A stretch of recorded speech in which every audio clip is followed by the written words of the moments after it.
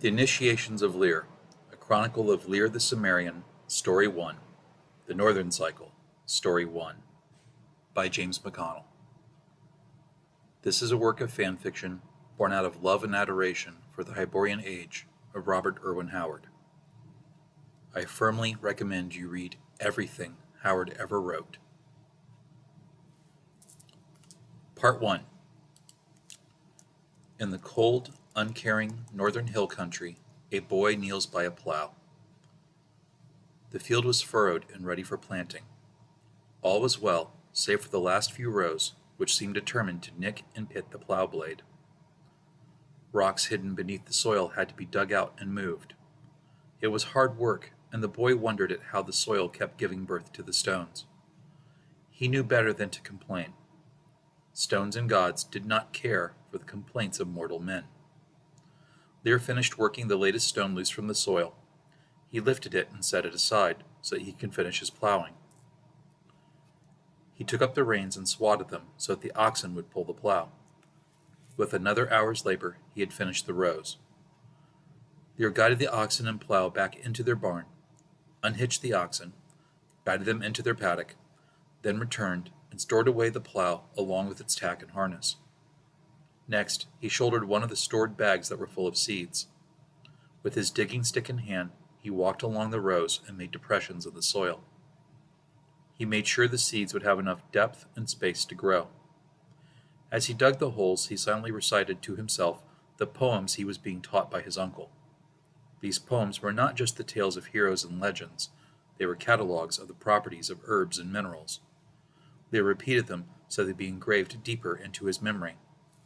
It had been drilled into Lyr that he himself was of no value, but that the knowledge he was being given was more important than gold. As he finished his work, Lyr heard the voices of a group of raucous boys approaching. He looked up from the ground to see a troop of 5 boys walking out of the wilderness and towards the wall of the dun. He knew them well, and he wished they would quickly depart. The boys carried spears, and their latest catch was draped over their shoulders. They had gathered rabbits from snares, which now hung from their belts. Their hunt's prize, though, was a large stag they had tied to a spear and carried between them. Lyr wondered why they simply had not skinned and butchered the stag in the hilly forest that surrounded Dunskathak. Whatever the reason, Rhion and his friends were bringing the kill back to the dun. "Look, it's the digger boy," one of them cried. "How goes the woman's work?" "I've got a rip in my shirt. Sew it up for me," another called. Lyr did not allow himself to respond to the jibes. He went about his work. "He might as well be a woman. No Cimmerian woman wants a man who cannot fight or hunt," jested another of the boys. Rhion, the leader of the boys, said to them, "Leave the runt." Rhion and his friends marched past the border of the plot. They made some more jests at Lyr's expense before they faded out of sight. Lyr began reciting his poems once more from the beginning, since the mocking boys had caused him to forget where he had left off. He had to start over 3 times. Anger, hot and bitter, twisted in his guts. The chieftain had forbidden anyone to teach Lyr how to wield a sword or lift a spear, nor was he allowed to brawl or tussle with his peers. Cimmerians allowed their youth to battle one another so that they might learn resilience and combat skills. This prohibition had caused Lyr many black eyes and bruises, since the bullies of his dun understood that he lacked the skill to fight back.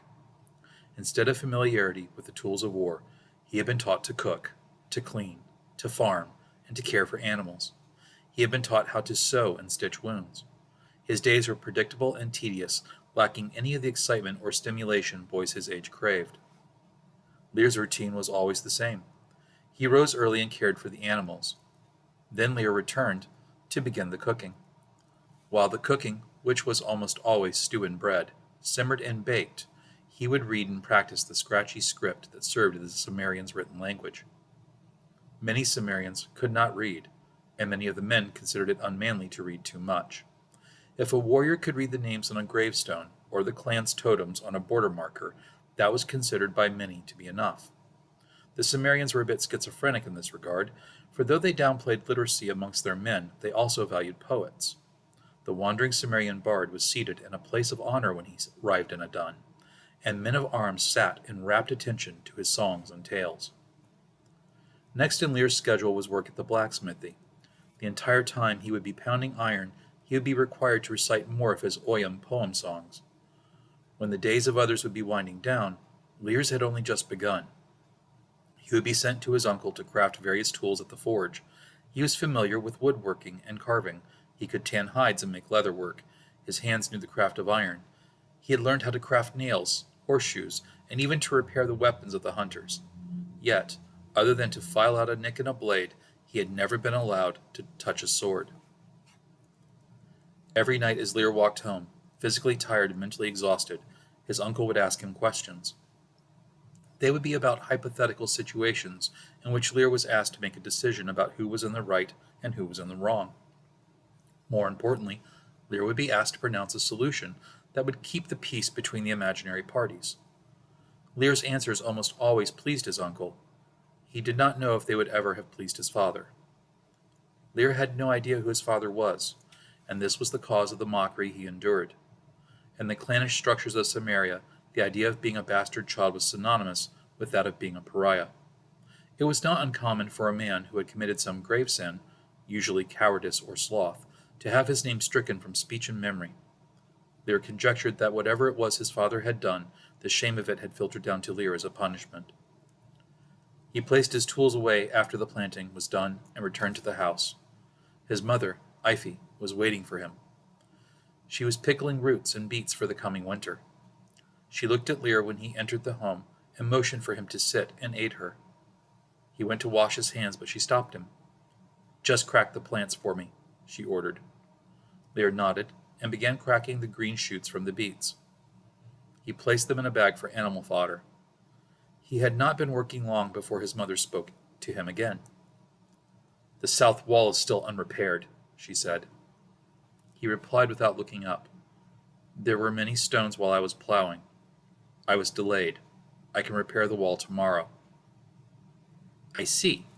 So you admit you left the job only half done?" she asked him. Lyr winced. He said, "I can finish it tomorrow." The slap struck him across the left cheek. The backhanded motion was hard. Lyr did not cry out. He had learned from past occasions of Iphi's rage that it was better to keep his silence. "Liar!" Iphi shouted. "I don't know why they made me keep you." Lyr nodded mutely and resumed cracking the plants. His mother's outward demeanor did not change, but her voice lost its vehemence.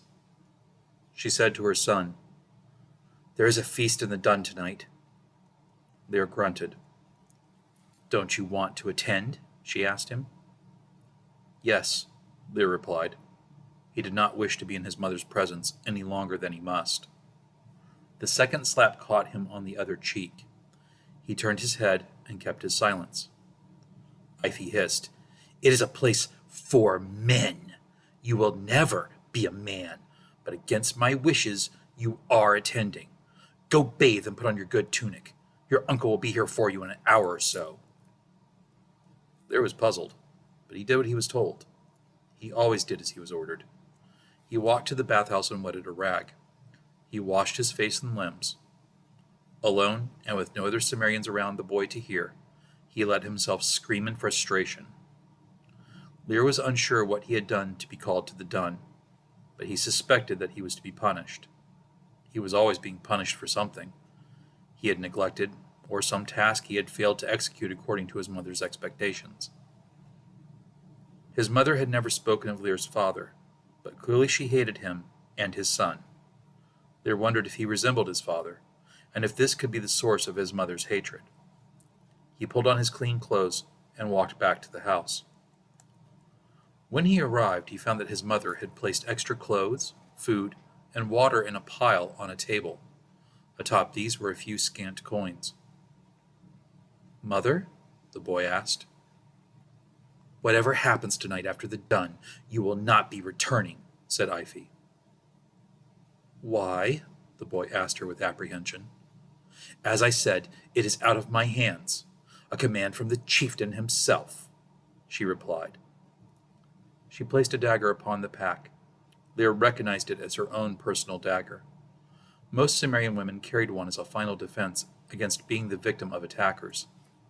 The knife was used by women not only to wound foes, but if needs be to end their own lives, lest they become the sport of vile men. "This dagger failed me. Mayhap it will defend you," Iphi said. "Why?" he asked again. She growled, "I know not. I care not. It is. You should have learned to endure such things by now." But I don't want to leave," Lyr pleaded. He feared what may await him at the summons. Would the Dun ostracize him into the pick-filled woods? Would they slay him? Cimmerians did not practice human sacrifice, but they did ostracize or execute those they felt unworthy of life. "Well, it isn't your choice. We do as the chieftain bids. That is all," said Iphi.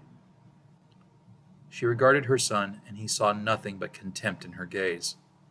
Iphi snarled, "Do not make the mistake of thinking you were wanted here. I never loved you.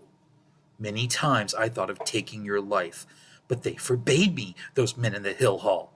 They have some purpose for you. I hope you please them, because you have never pleased me." Lyr wanted to ask her why she felt he had always failed her, but he already knew. Once again his father's shadow corrupted his life. He gathered his few possessions. Then he said to her, "Thank you for all you have done for me. I realize that I must have been a great burden. I hope you find peace." Then Lyr left the small house and sat at the edge of his mother's property. There was none to see him, so he again permitted himself a few moments of emotion, namely, to weep. He had never known any other life than that of the farm. He had done his best to please his family, abusive as it was, and now he had failed them, somehow. He felt wretched and unloved, and so Lyr wept.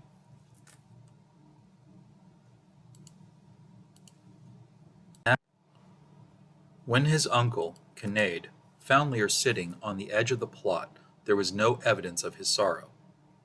Kinnaid examined the boy intently. Lyr wore a blank expression that Kinnaid had often seen on his face. The village boys believed the affected mane to be a sign that Lyr lacked intelligence. Kinnaid, however, knew the blank look was an affectation that Lyr used to survive his lot in life. "Your mother has told you what we are commanded to do?" Kinnaid asked. Lyr shook his head. He said, "She only said I must go to the Dun." "Yes. Come along, then," Kinnaid replied. "Have I committed some infraction?" Lyr asked. "No," Kinnaid answered. "Mother said she wanted to slay me," Lyr said noncommittally. Kinnaid sucked his teeth. "Why?" Lyr asked his uncle. Kinnaid replied, "The chieftain has forbidden us to speak of it." Lyr lamented that he had been so isolated. He might have overheard rumors amongst the women or children if he were allowed more exposure to society. But as it was, he was herded from one task to another and never allowed to socialize without supervision. He walked alongside his uncle and repeated a poem involving legends of his people. He had nothing else to do, and he had been taught that idleness was not something he was allowed to indulge in. His recitation was partly aloud, and he saw his uncle smile. Kinnaid patted his shoulder. That small amount of approval lifted the boy's spirits slightly, and he dared hope he was not being taken to a flogging. The dun was secured by a trench and an earthen wall that was supported by beams. A wooden palisade crowned its earthen berm. A visitor from a southern land would not have considered this a very defensible bastion, but in the hills of Cimmeria the dun was a strong fortress. At its gate Lyr saw that older warriors stood guard. From inside the dun's walls he heard the refrains of celebration. Obviously the chieftain was placing his men where he felt he must to appease them. The younger warriors, being ambitious and fractious, needed more festivities to bribe them into behaving correctly. Lyr despised that he was so cynical in his evaluation of the chieftain's motives, yet he had often experienced the mockery and insults of those same young hunters and warriors. He knew that without their egos being cajoled by accolades, and their wills being cowed with the threat of violence, should they break decorum, that the young warriors and hunters would abuse anyone they considered to be of lesser worth.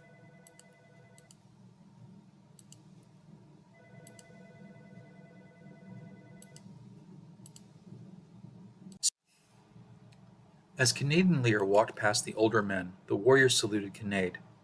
Lyr was surprised that the guardsmen even held a neutral demeanor towards him. He stepped through the gate and into another world.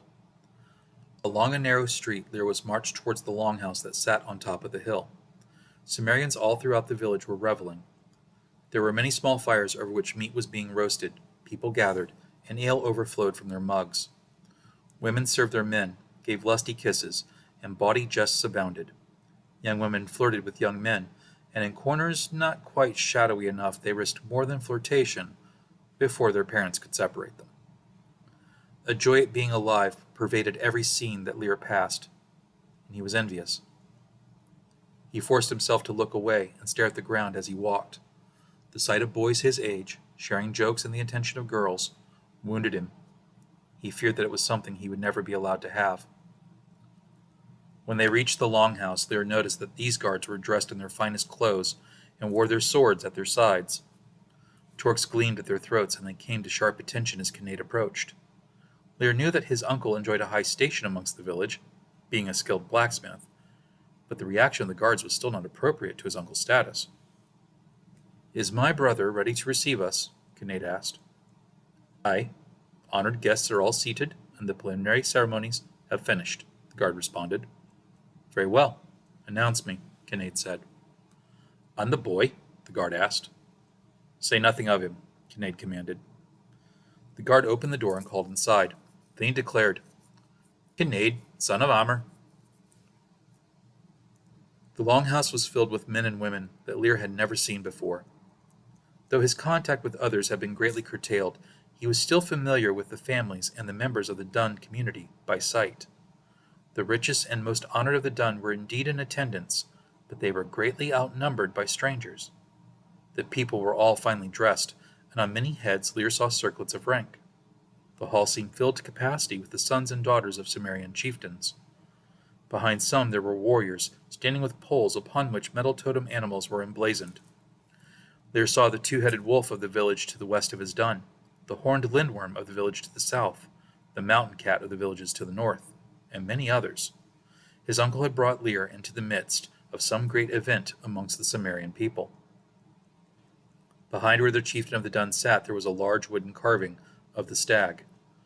This totem had been the protecting totem of Lyr's tribe since the Dun was first assembled. Below its protective antlers sat Parnaid.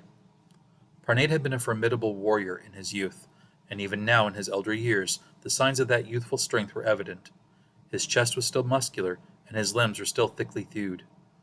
The signs of time's gray creeping were upon his hair and beard, and in the laugh lines of his eyes. Lyr was guided by Kinnaid to stand before the chieftain, who he had only seen previously at a distance. Beside the chieftain there sat a man dressed in a pure white robe. Lyr did not know him, but recognized the robe as being that of a Brehon. Those traveling judges made a circuit of the villages to mete out judgments upon difficult cases in which a chieftain's expertise in the oral law that the Cimmerians lived by might be lacking. Next to the Brehon there was a man in a feathered cloak that Lyr did not know.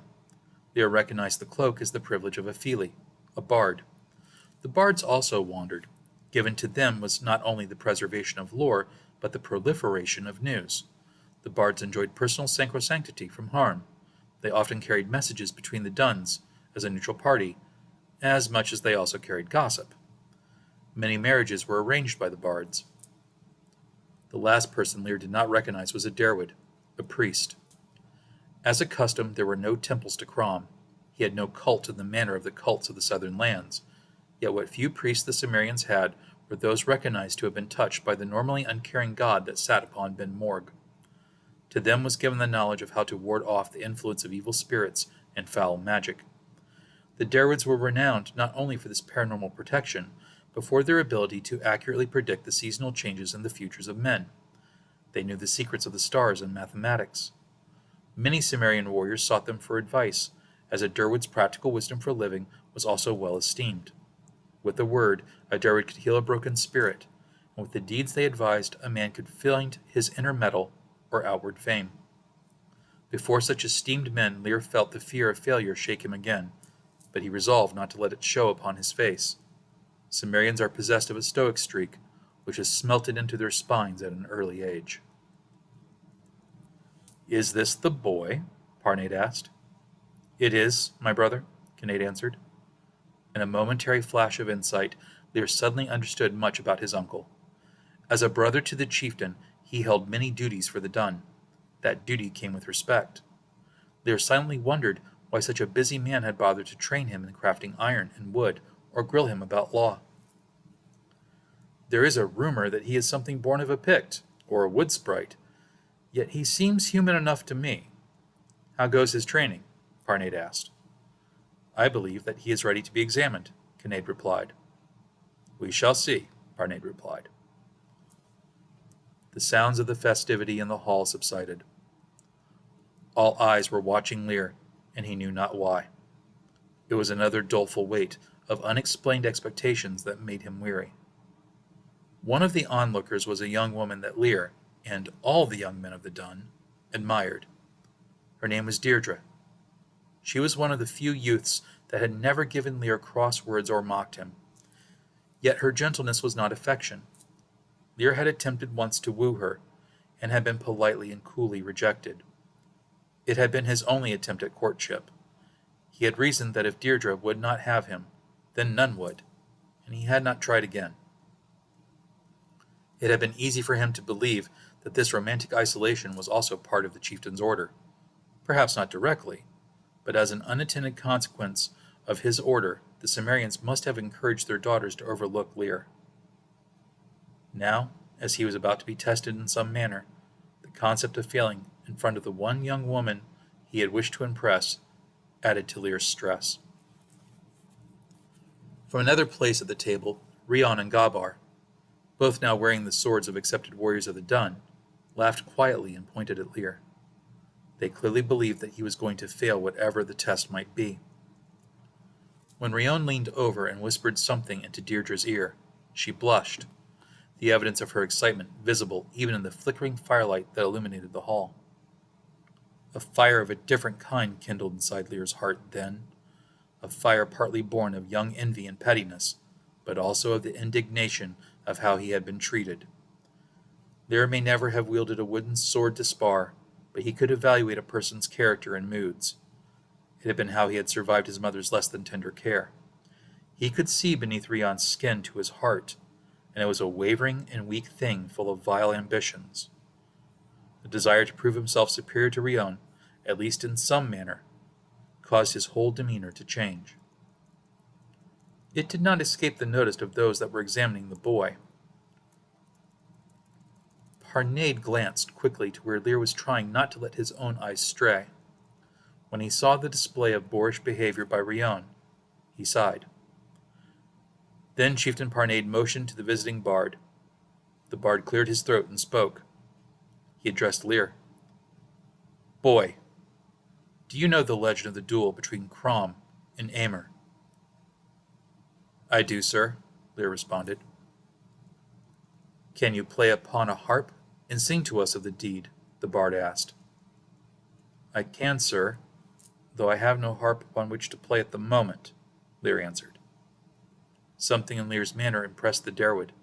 Lyr noticed the man's expression shift slightly from impassivity to approval. Here, the bard said, borrow mine for the nonce. Prove to us that you do indeed know the lore of our people and our songs. The bard rose and presented Lyr with a small lyre. It was designed to be held against the hip and supported with one hand, or a connecting strap could hold it in place as the bard played with both hands. The bard buckled Lyr into the harp and stepped back. Lyr cleared his mind and placed his fingers to the strings. He plucked them and began to sing. Long before the first snows fell, our land was green with grassy dells. From western shores we roamed, from western shores we roamed. Kings and queens once we had, all was well and all were glad. Foreign shores we knew no more, foreign shores we knew no more. Northern men of valley and wave raided south in search of gold and fame. Peace we knew no more, peace we knew no more. Led by hoary frost-breath king, rape and reaving all they bring. All we knew now was war, all we knew now was war. Winter winds at his command, south to bury forever our land, beneath his spiteful snows, beneath his spiteful snows. Near Ben Morg, King Crom declared, Fight me, Aymer, if ye dare. Then dealt were mighty strokes, then dealt were mighty strokes. Winter ceased to blow as Aymer fell, the season broke with his spell. King Crom reigns on his throne, King Crom reigns on his throne. Keep he now the winter watch, that the year shall have a summer's part. Crom sits unmoved and alone, Crom sits unmoved and alone. Upon his forge a crown Crom wrought, to mortal men this crown he brought. Each is born with strength enough, each is born with strength enough. Yet we broke the crown apart, by vice and greed and sly arts. We've kings and queens no more, we've kings and queens no more. Crom laughs. Lyr finished the recitation and looked up from his performance. He had not realized that he had closed his eyes. He had been so enraptured in the legend that he had seen it afresh and vividly as he had sung, as if he was a witness to history and not just reciting it. The hall was silent, and Lyr wondered if he had performed badly. He had never seen what awe looked like upon the faces of men, and so he did not recognize it.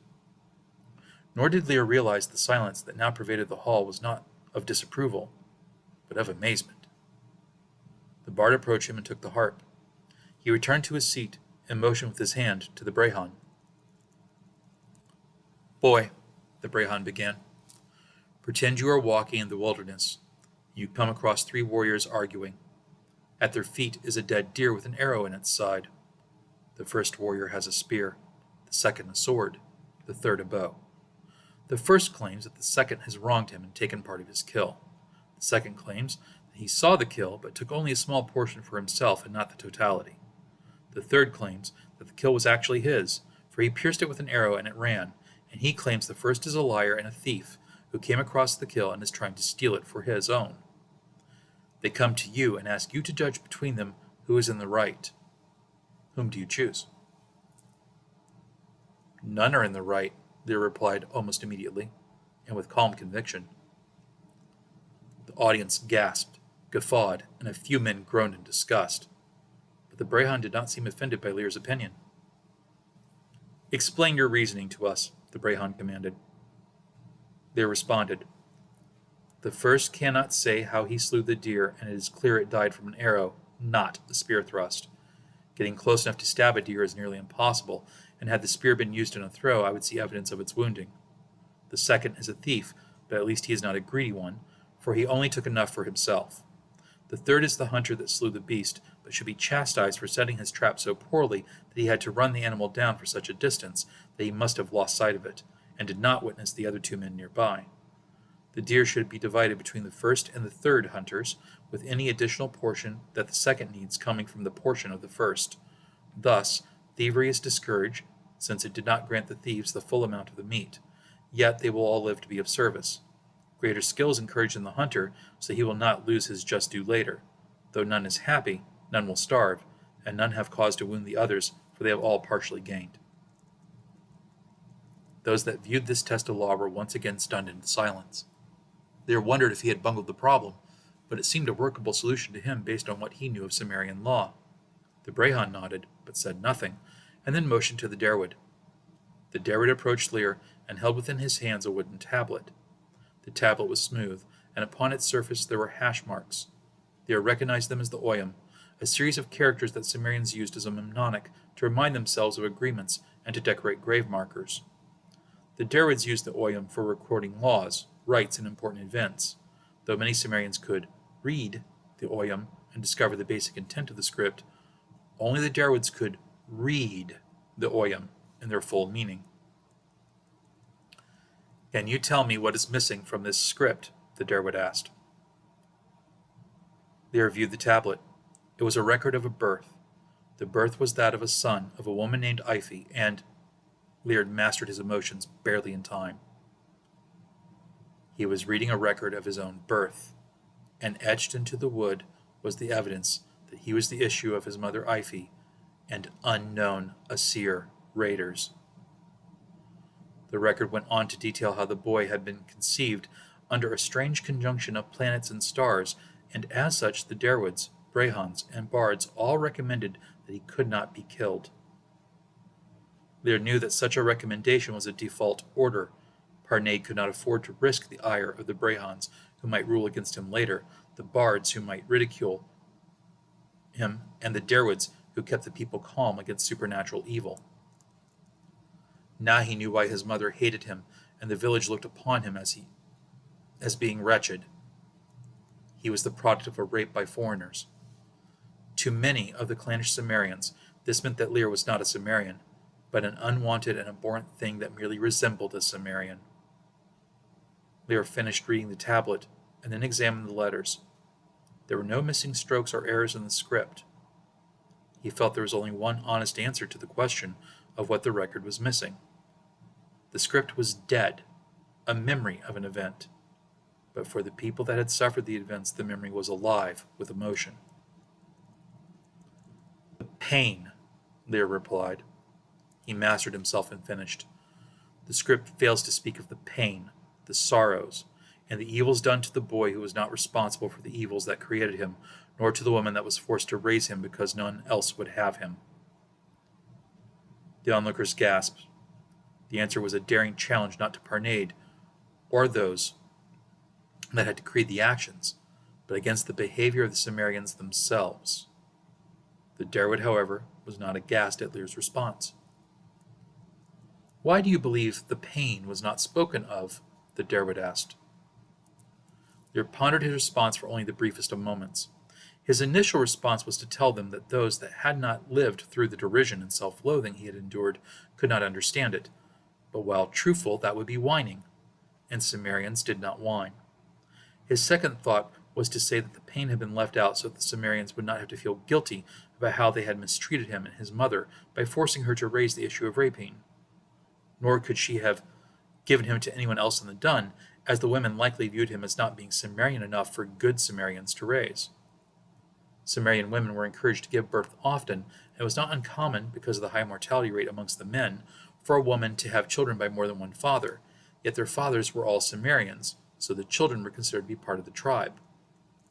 But confronting Cimmerians about their faults, which they refused to acknowledge, would be a waste of effort. Cimmerians should not waste their efforts in folly. The only appropriate answer that came to Lyr in his rapid searching was a stoic one. Pain is ephemeral. It comes and it goes like the seasons. As one cannot hold on to the winter and make the snow cease to melt when summer arrives, one should not dwell on pain, Lyr replied. Of course, he did not believe this statement in the slightest.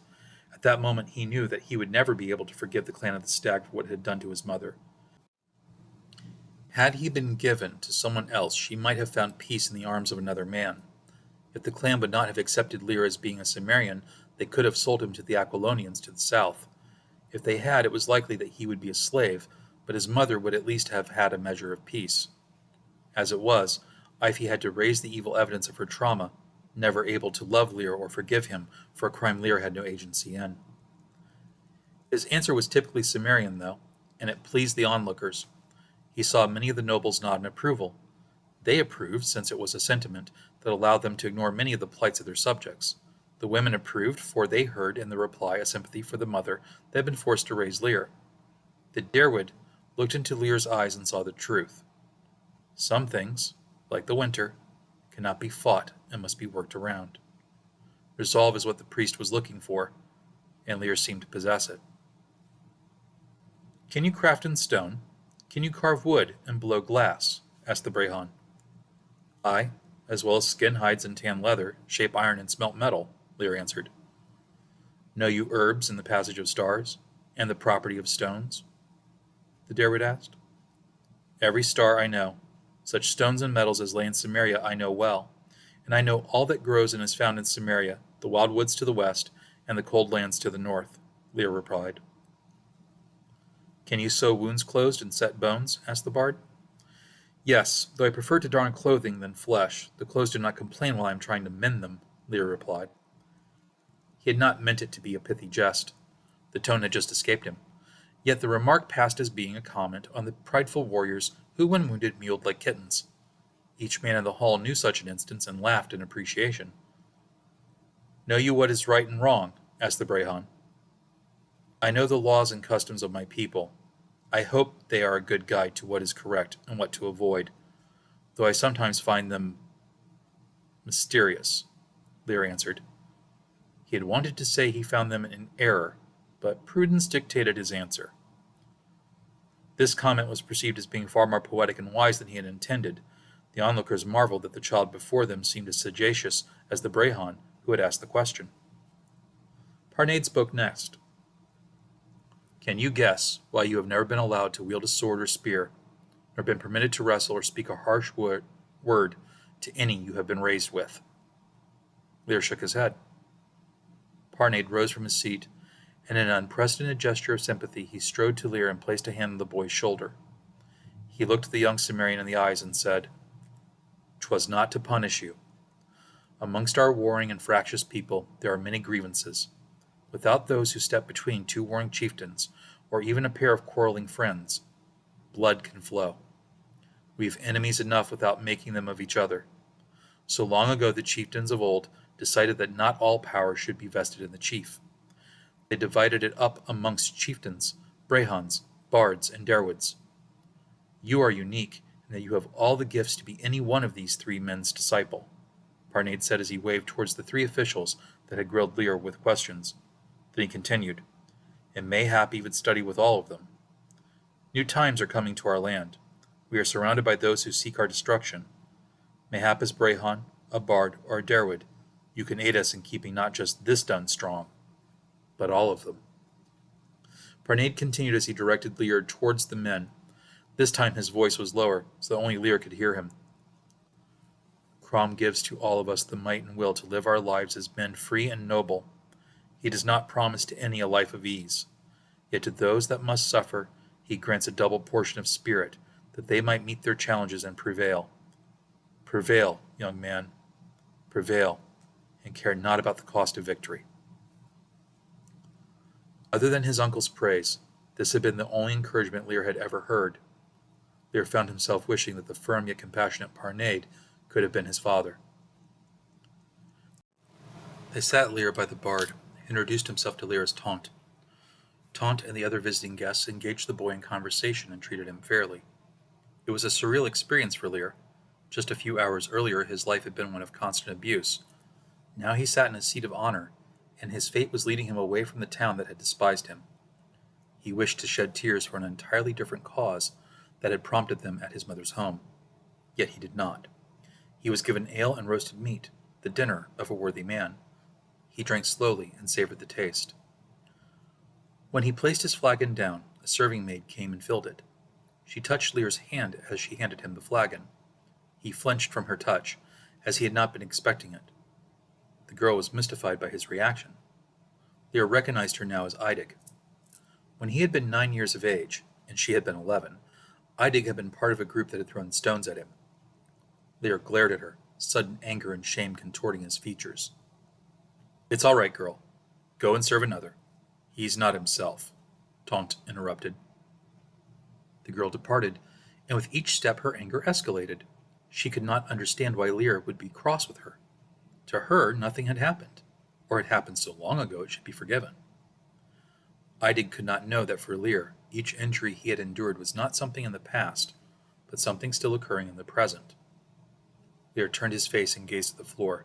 Shame now flooded him. "Come," Taunt whispered to him.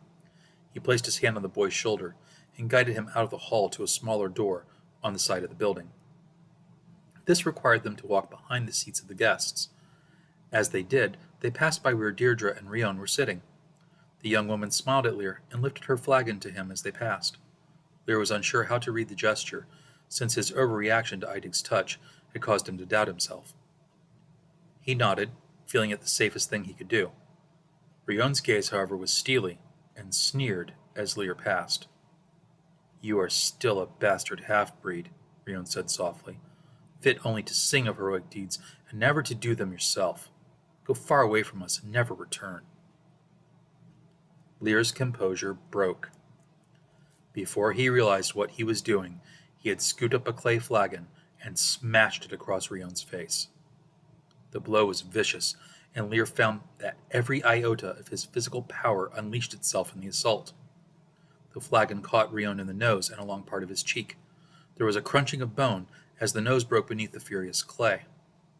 Lyr was not finished, however. Taunt had to haul him away as he swung the improvised weapon at his tormentor repeatedly and kicked at him while being dragged away.